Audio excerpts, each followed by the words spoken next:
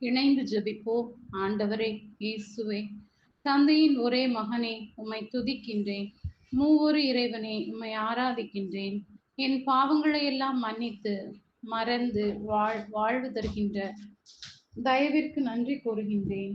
நீர் கண்டவைகளுக்கும் கேட்டவைகளுக்கும் அனைவர் முன்பும் சாட்சியாய் இருக்க வேண்டும்.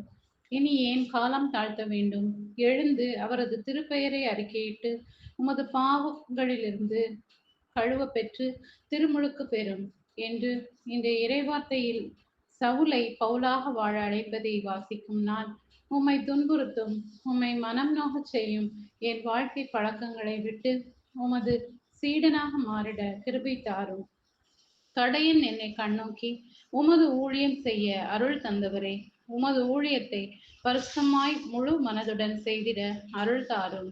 ஆண்டவரே இயேசுவே, நம்பிக்கை கொண்டோர் பின்வரும் அரும் அடையாளங்களை செய்வர். அவர்கள் என் பெயரால் பேய்களை ஓட்டுவர், புதிய மொழிகளை பேசுவர், பாம்புகளை தம் கையால் பிடிப்பர், கொல்லும் நஞ்சை குடித்தாலும் அது அவர்களுக்கு தீங்கிழைக்காது.